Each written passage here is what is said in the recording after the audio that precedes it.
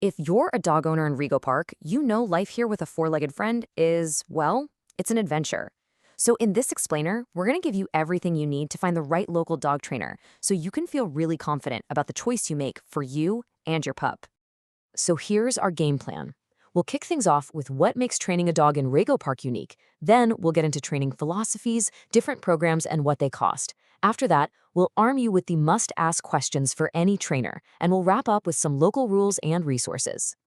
All right, first up, let's talk about why training a dog right here in our neighborhood has its own set of rules. And isn't that the truth? Anyone who's tried to walk their dog down Queens Boulevard knows exactly what this means.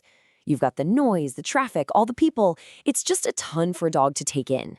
Even a simple trip to the park is a full-on city experience. And really, these are the things you face every single day. We're not talking about wild scenarios here. This is just normal life. Things like sharing an elevator or teaching your dog to stay calm when a siren goes by. A great trainer has to get this. They need to give you skills that work in the real world right outside your door. So, knowing all that, how do you actually find a trainer who can help? Well, it starts with understanding their methods and, knowing what a real professional looks like. Okay, this is the gold standard. Vets and behavior experts all recommend it. Positive reinforcement is all about teaching your dog what you want them to do and then making it worth their while. In a busy place like Rego Park, this approach helps build a confident dog, not a fearful one, and that's exactly what you need.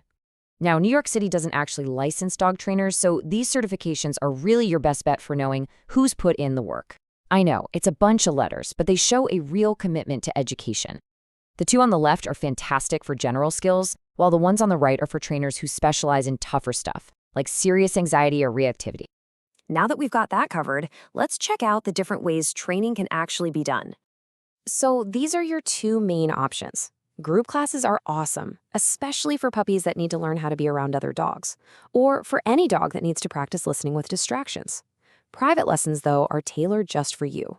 They're perfect for tackling those at-home problems, like your dog going crazy when the doorbell rings.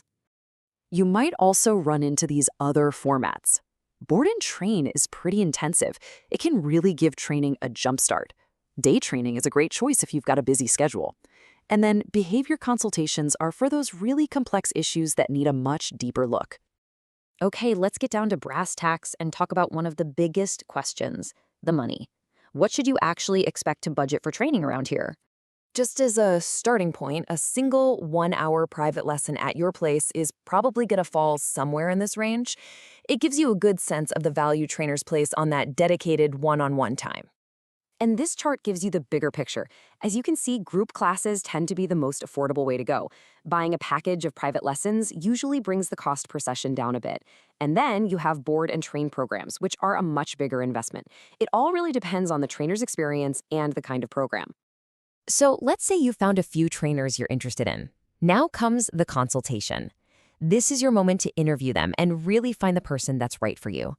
Think of these 6 questions as your personal checklist. You definitely want to hear them talk about positive reinforcement, and you want to ask about their certifications, but pay really close attention to question 3. How are they going to adapt their training to your life, to your apartment building, to your busy street? A good trainer will have solid answers for all of these. And finally, let's pull together a little toolkit of local knowledge that's going to help you and your dog succeed. So these aren't just good ideas. They're the actual rules for having a dog in New York City. The 6-foot leash law is non-negotiable. Licensing and rabies shots are required. And keeping an eye on barking, well, that's just being a good neighbor, right? Good training helps with all of this. Now for the fun part. Here are some great local spots where you can go practice all those new skills. You can work on loose leash walking at a busy place like Traverse Park, or have a more focused, calm walk at the Queens Botanical Garden. And for practicing recall safely, the dog run at Forest Park is a fantastic option.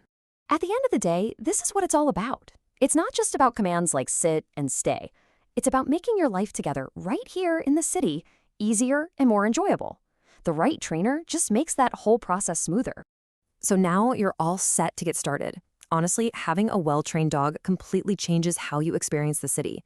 It means enjoying your walks, having good run-ins with neighbors, and just feeling that peace of mind that comes from having a real partner by your side. whether you're at home, visiting family, or just out and about. We wish you the very best on your journey together.